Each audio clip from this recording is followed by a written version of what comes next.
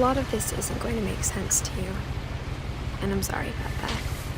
I'm just going to start at the beginning, with the house.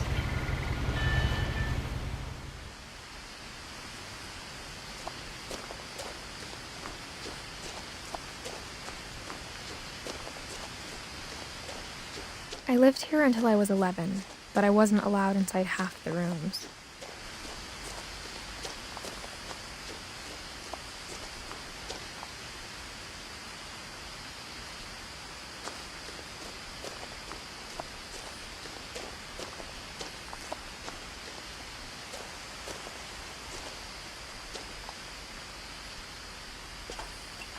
Inside the mailbox were bills from 7 years ago, marked urgent, open immediately.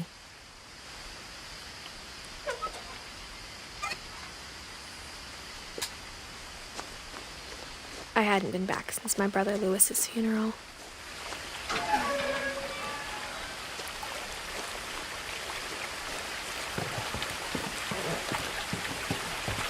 In her will, my mother left me a key, but didn't tell me what it unlocked. Maybe she thought I'd know, or she thought that the mystery would be enough to bring me back.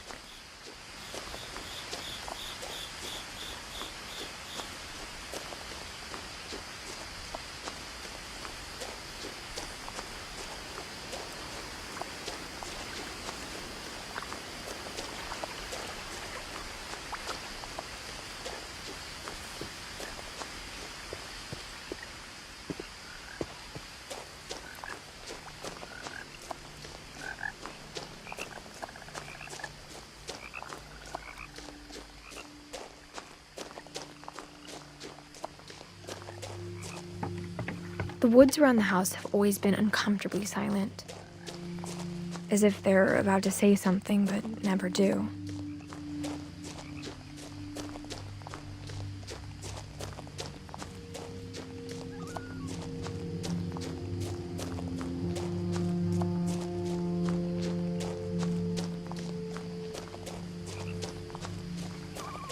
The house was exactly like I remembered it, the way I'd been dreaming about it.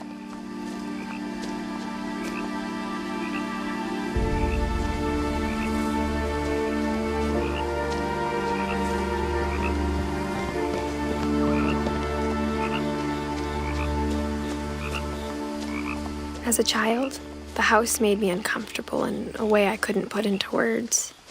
Now, as a 17-year-old, I knew exactly what those words were. I was afraid of the house.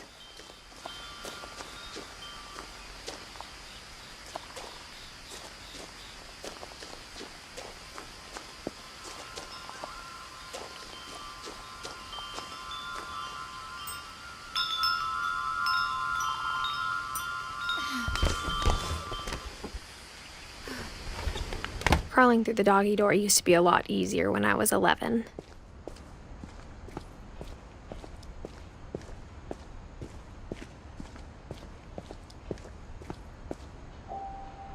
The power had been turned off the night we left.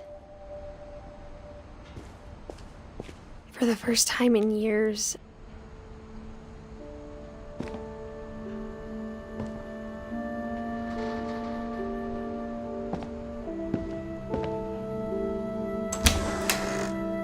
I felt like I was home.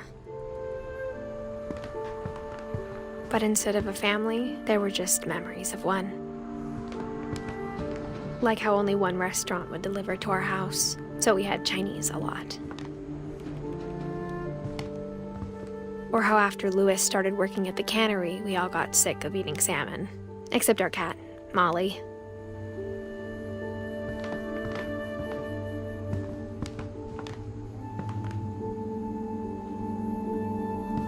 Nothing in the house looked abnormal. There was just too much of it, like a smile with too many teeth.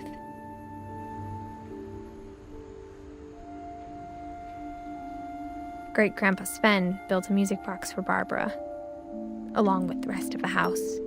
Mom always told me to stay out of the basement, so I wasn't too surprised when the key didn't fit.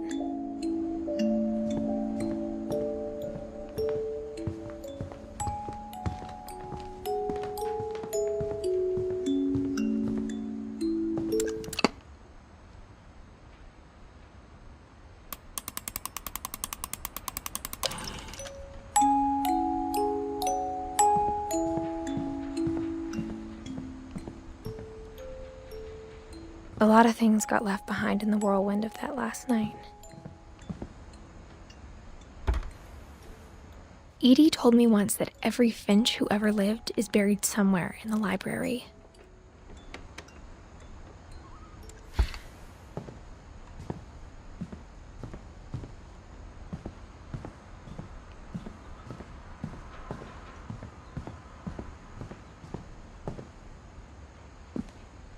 After Milton disappeared, Mom sealed up all the bedrooms.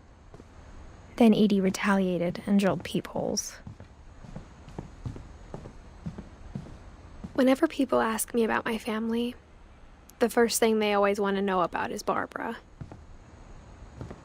Edie's father, Odin, built the original house. Barbara was a child star for 2 years, until America grew out of it.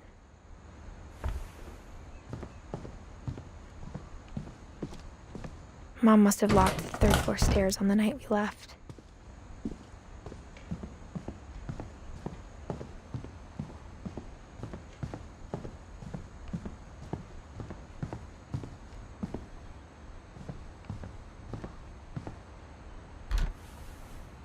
The last time I was in Edith Sr.'s room, I was 10 and she was painting my portrait.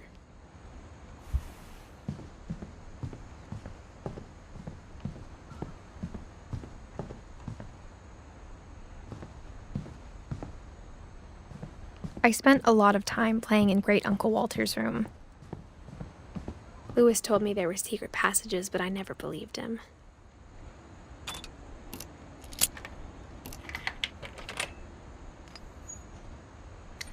Turns out, my mom was really good at keeping secrets. Now it was time to find out what my mom had been afraid of.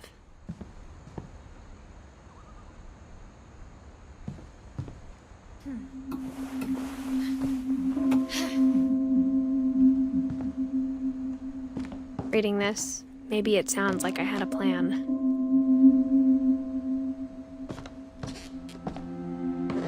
But I had no idea what was behind that door.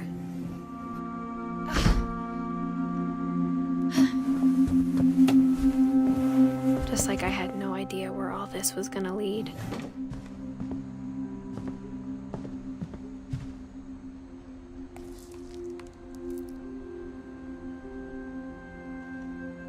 I got the sense Edie had spent a lot of time here. I grew up looking at Molly's room through the peephole.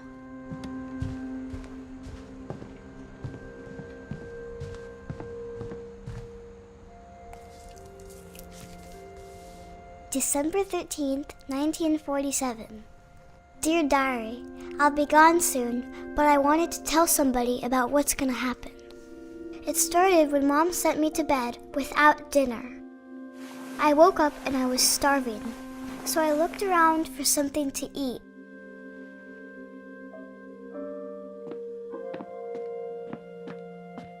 The gerbil food was dry, but I didn't mind it.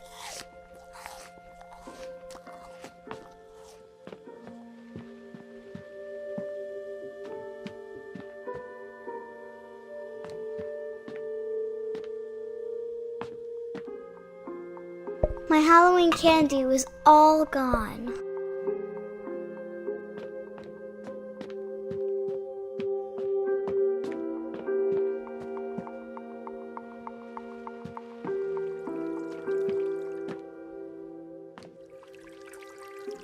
I thought about eating Christopher, but I held back.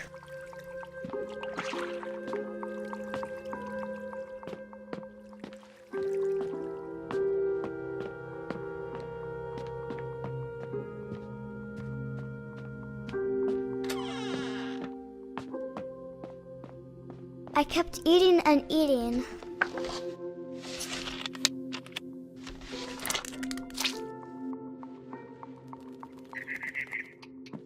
I ate a lot of things that night.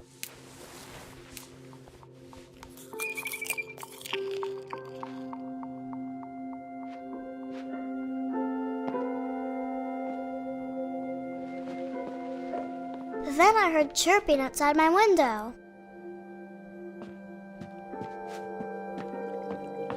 was a barn swallow going back to her nest. I reached out for her.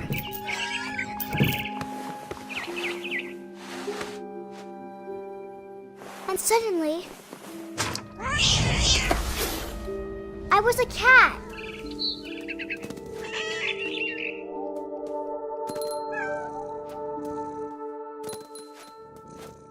I tried to be quiet, but the bird was really scared.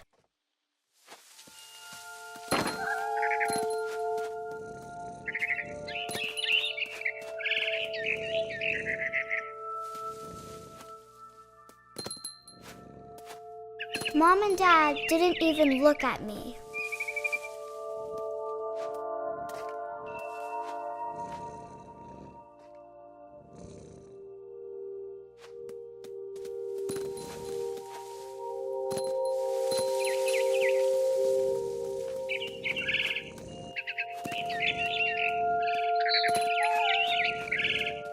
I jumped and I almost got her.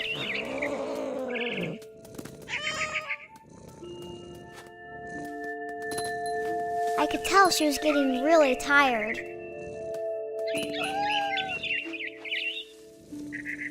Now I was up in the big tree. I promised Dad I wouldn't climb it anymore. All I cared about was eating that mama bird. I gobbled her up.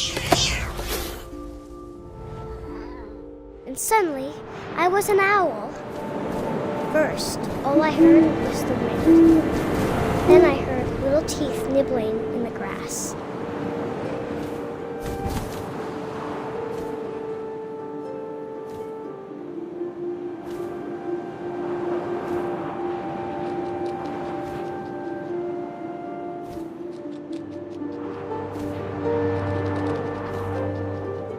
Rabbits.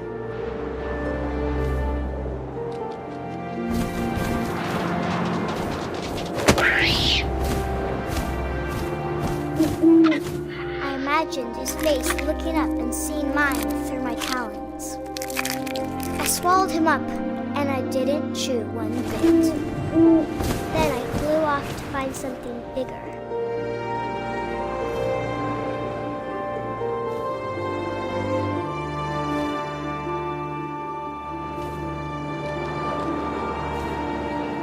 A mama rabbit.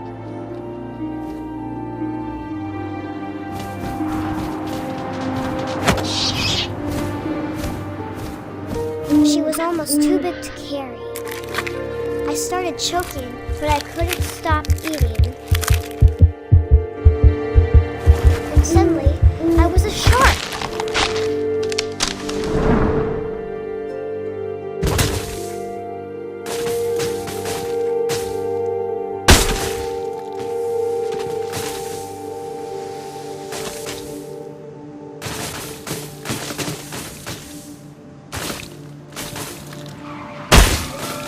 I rolled off the cliff and into the ocean.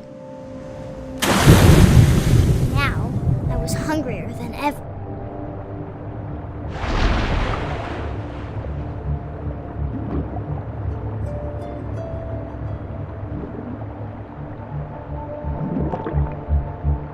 I wanted fat, juicy seals.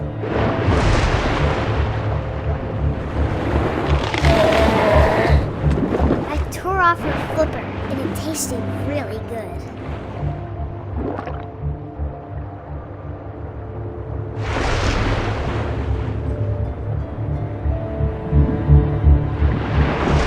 I grabbed on tight, but I was so hungry, I jumped out of the water.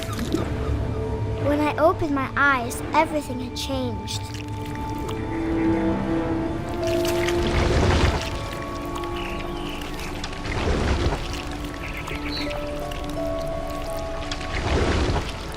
Now I was a monster, and I smelled people everywhere.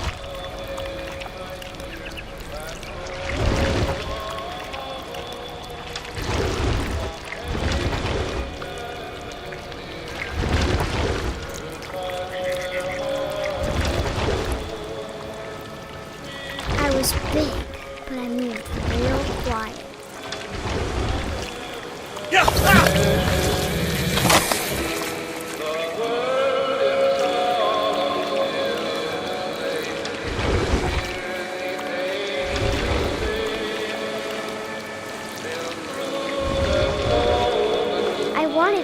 stop, but also I didn't.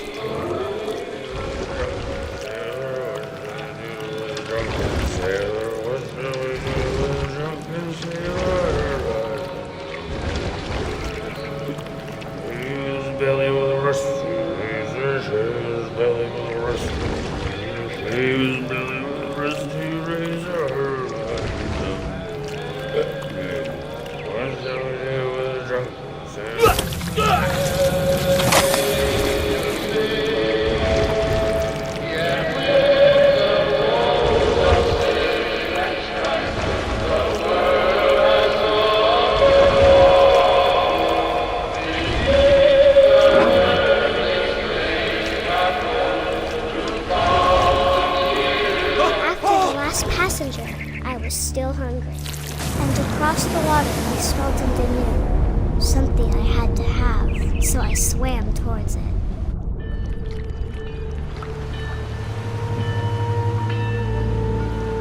I slithered onto the sand, and the good smell went into an old pipe.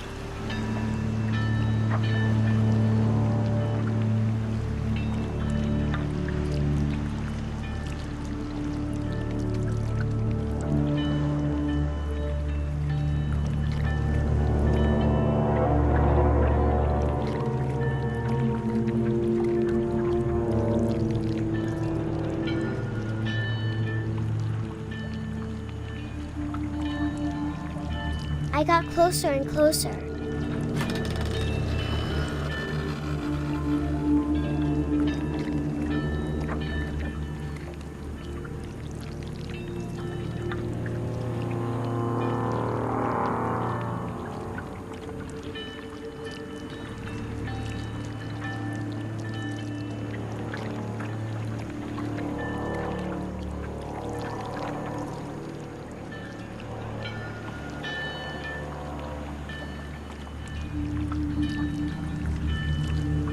All my stomach started growling.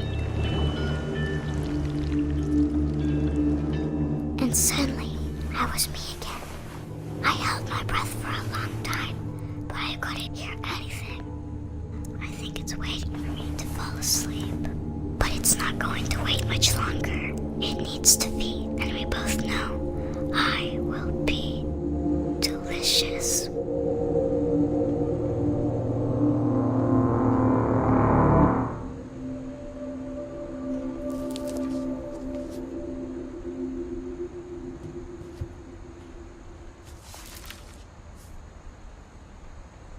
I'm not sure if I believed all of that, but I'm sure Edie would have.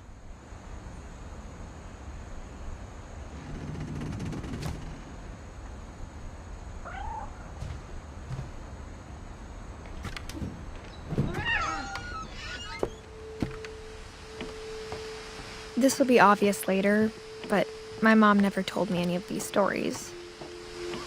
Edie would have, but Mom didn't like bringing up the past. Though, when we adopted a stray kitten, she was the one who named it Molly.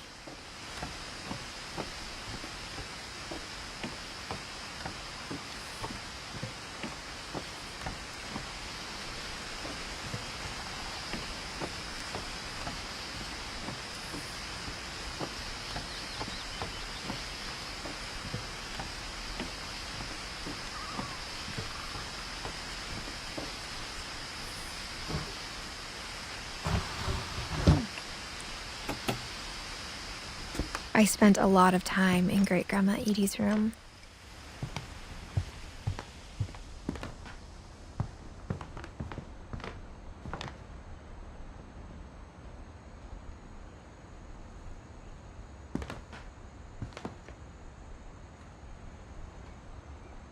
Her room was like a museum.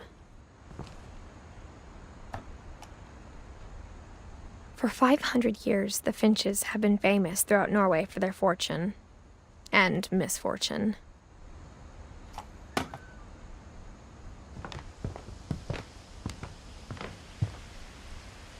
Louis died a week before we left, but Edie had already started to memorialize him. Edie knit me a new pair of gloves every year, just in time to replace the old ones.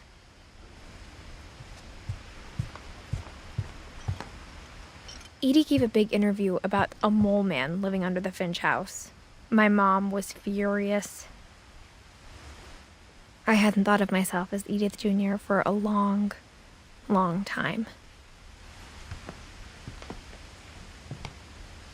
One summer, they evacuated the island, but Edie refused to go.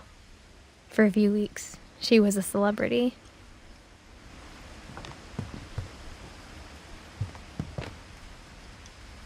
When Edie told people Sven was killed by a dragon, she could also have said he was building a dragon-shaped slide that collapsed. She could have, but she didn't.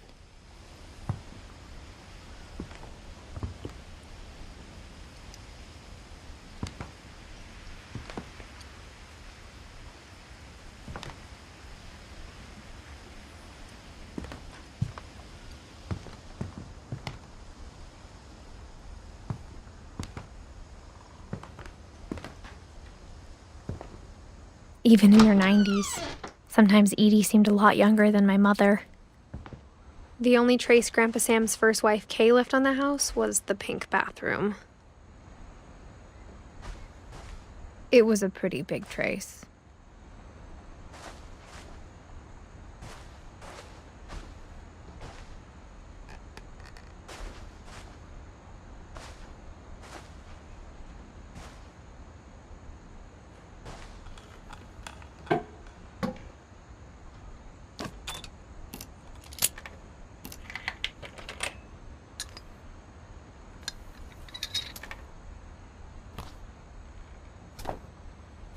There's a secret in this bathroom.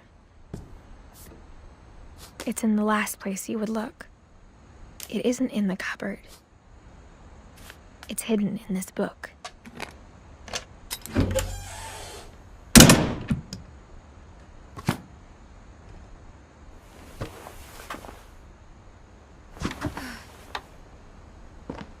Sven gave Sam an old camera he'd refurbished. He never put it down.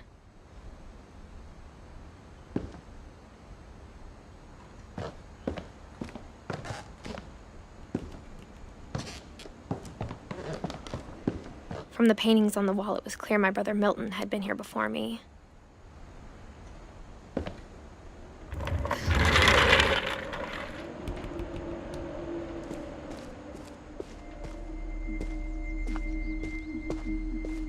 I knew Grandpa Sam had a twin,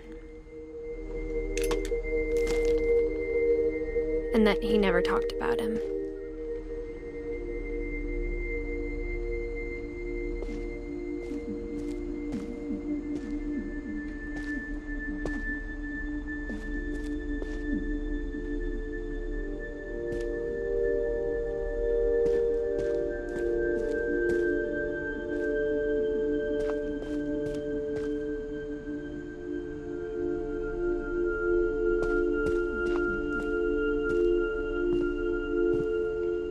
I guess my grandpa didn't like history any more than my mom did.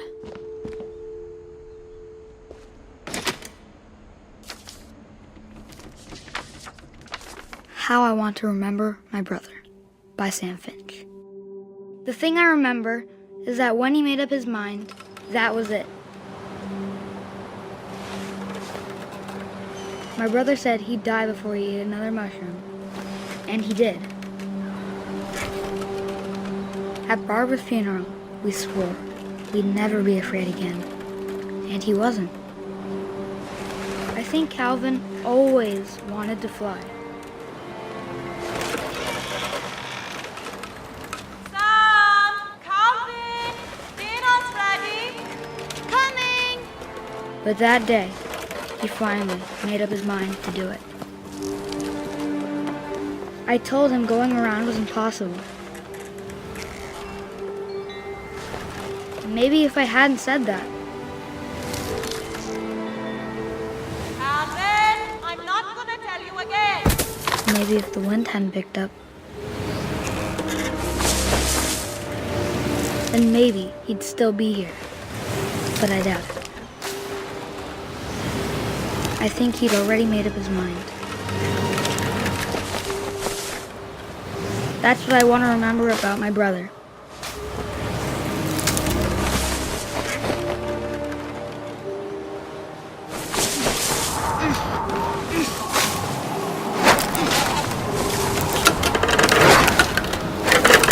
The day he made up his mind to fly. And he did.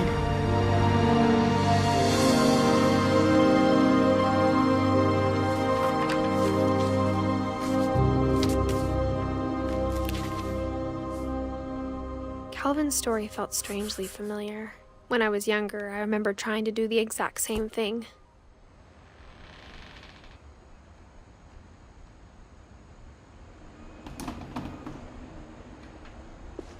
After the funeral, Edie roped off Calvin's half of the room. Mom said Grandpa Sam enlisted at 18 and never set foot in the room again.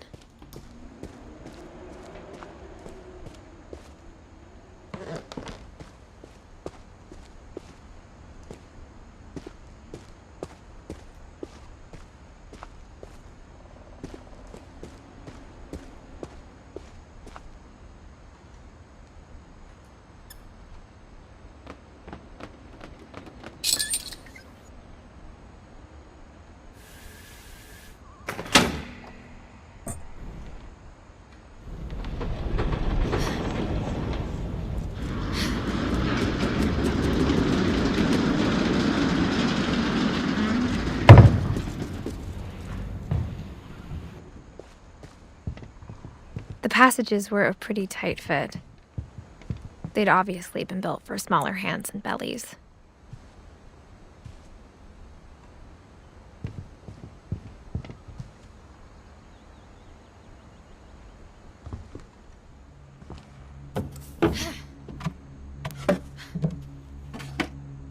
Growing up, I always thought of Barbara as a child star.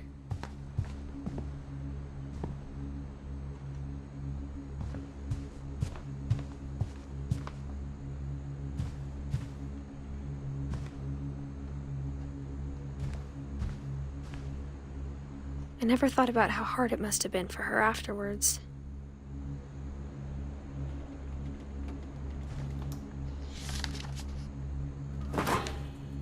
Of all the stories people wrote about Barbara's death, I'm surprised Edie saved this one.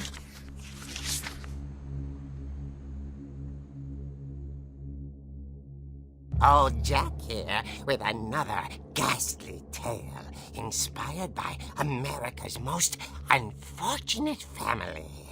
I'm calling it The Surprise Ending of Barbara Finch.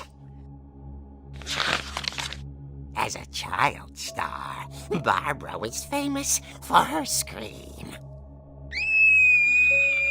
Now at 16, she was all washed up. A has-been. But in a lucky break, she'd been asked to perform her signature scream at a local convention for monster movie fans.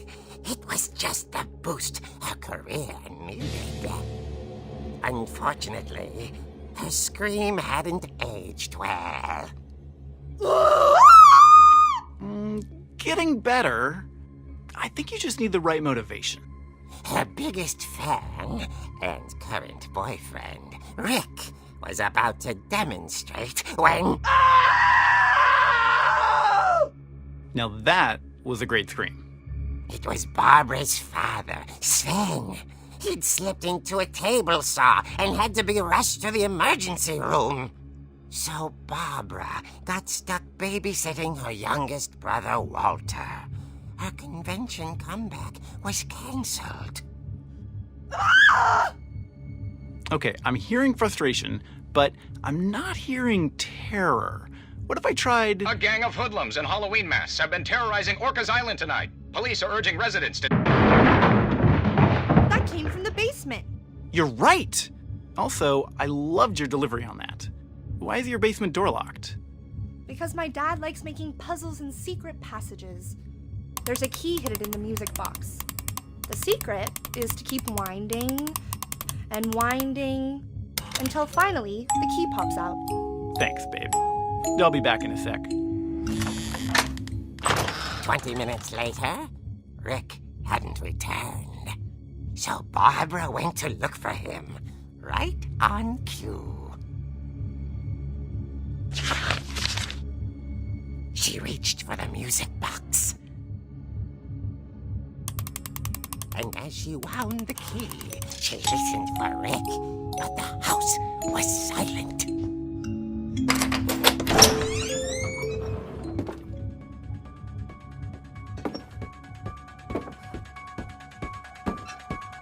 She found Rick's crutch and imagined the worst.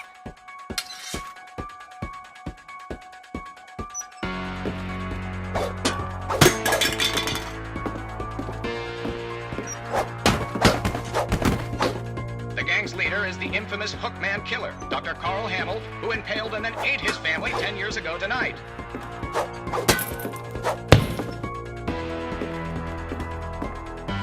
The old fridge rattled and grew still.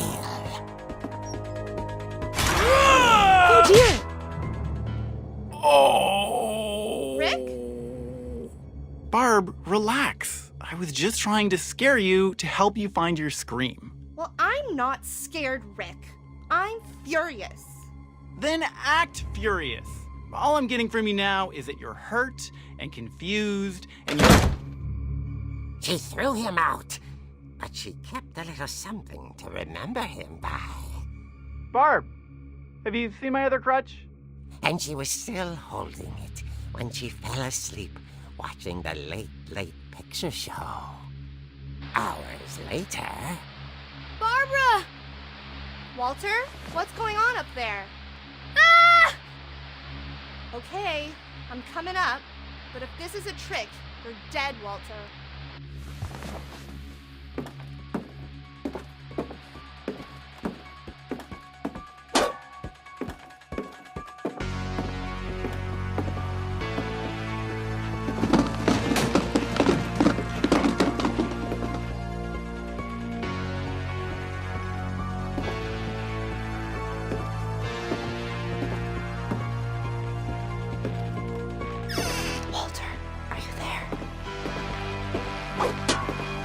Walter had vanished, but his bedside radio was still on.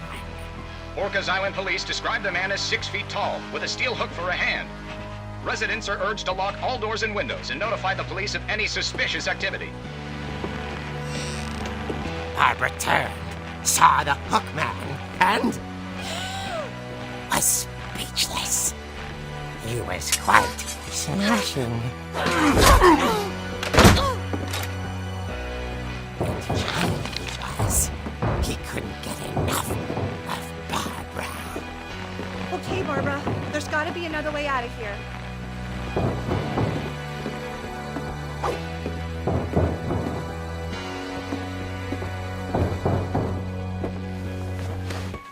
That night, she played her part beautifully.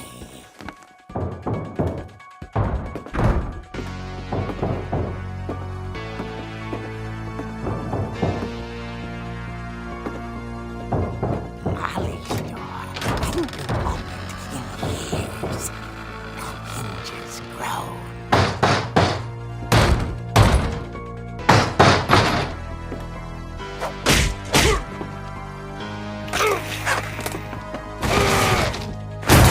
He wasn't moving, but she sensed the story might not be over yet.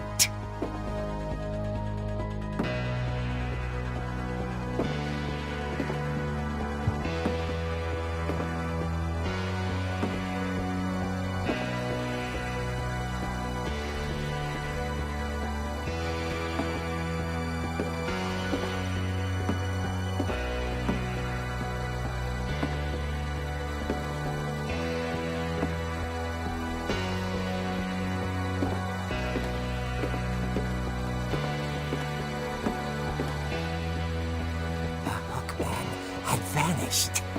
She listened for his breathing, but all she heard was...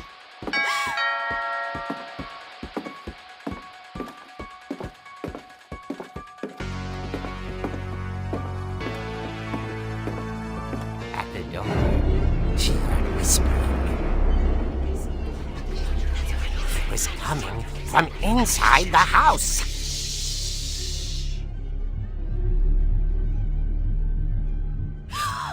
Oh dear. Surrender!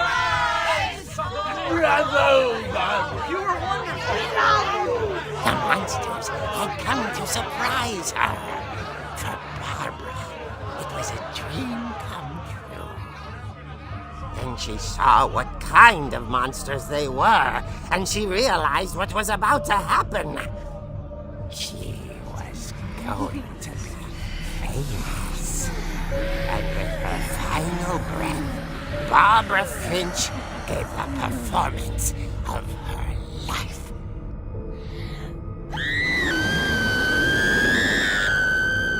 I wasn't there myself, but I hear Barbara was magnificent.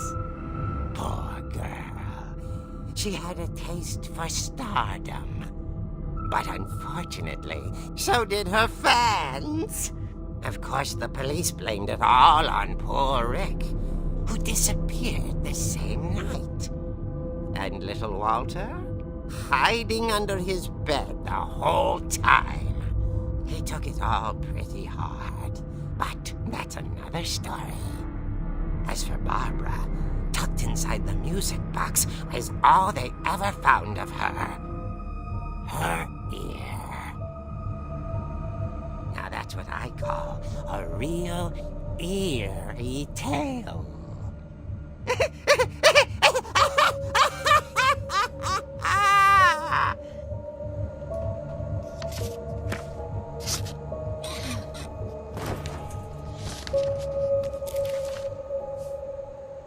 Edie told me all Barbara wanted was to be remembered, as absurd as that comic was. Maybe what Edie saw was a happy ending.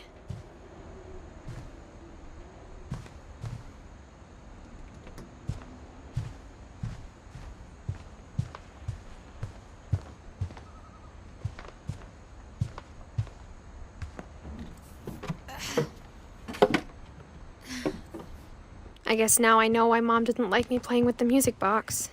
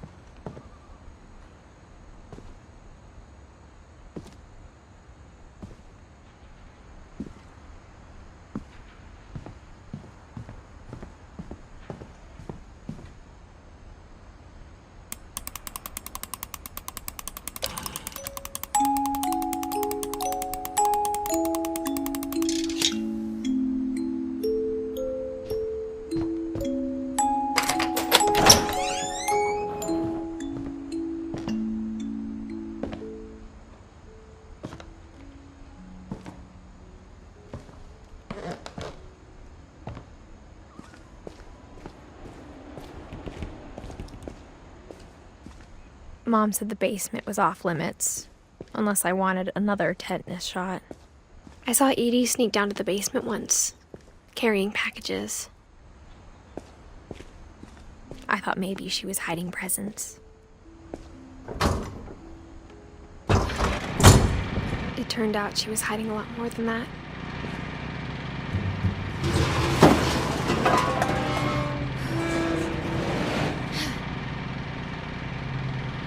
I remember asking Mom once about where Walter had gone. She said after Barbara died, he got as far away as he could. If there's a pattern in all these stories, I think it's that none of us has gotten very far.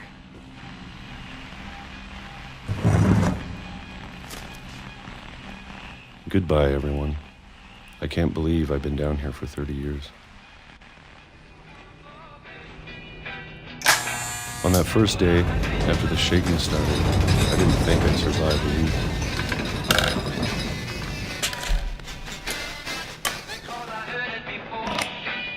But after a few days, I settled into a routine. That's what kept me sane.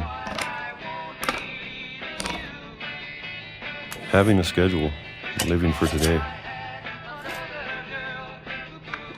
I always expected to be dead tomorrow. But if you wait long enough, You get used to anything.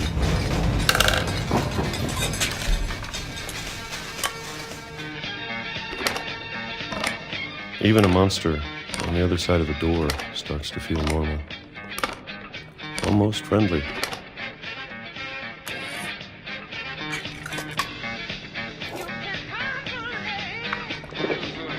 And then one day, everything just stopped. Whatever that thing was, it was gone. Maybe it got tired of waiting. Or maybe I just got tired of being afraid.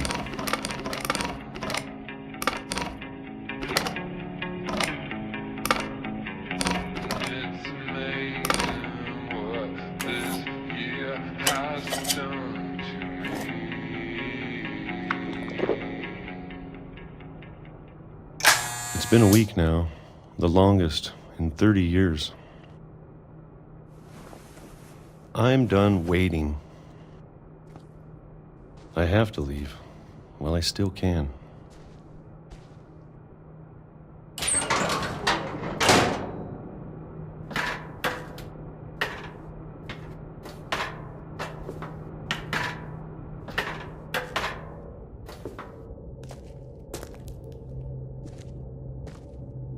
I know it's out there somewhere. Whatever killed Barbara and Molly and Calvin. Maybe this is all a mistake. But I need to stop living the same day, even if it kills me.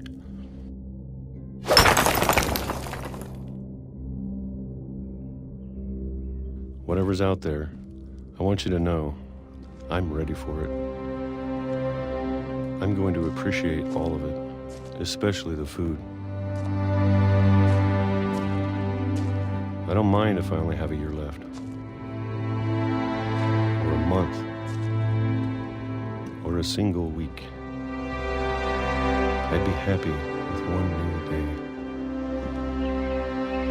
I can already imagine the sun on my face.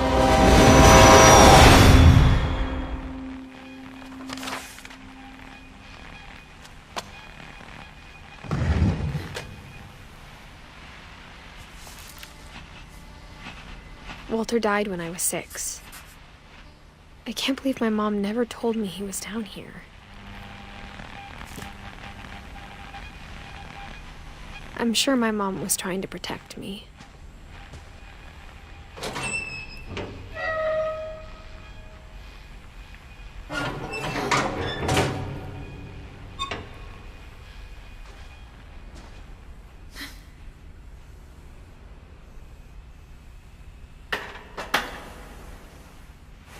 Maybe she was afraid I'd end up like Walter.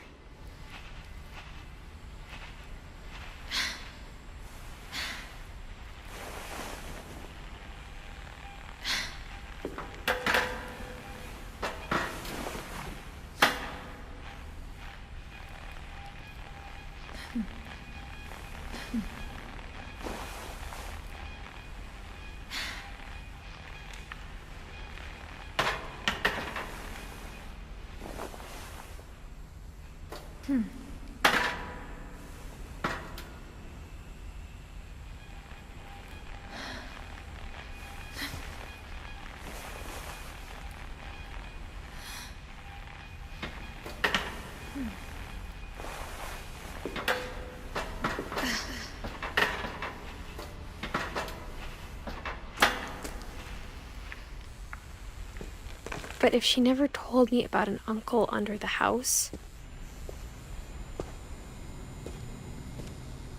I can only imagine what else she was hiding. I don't want to make the same mistakes she made, trying to bury something that's still alive.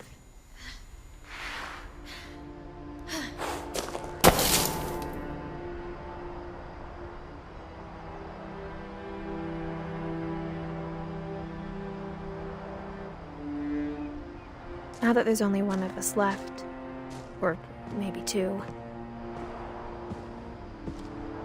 I thought it was time I heard the stories for myself and found out what happened to everyone else. But now I'm worried the stories themselves might be the problem. Maybe we believed so much in a family curse, we made it real.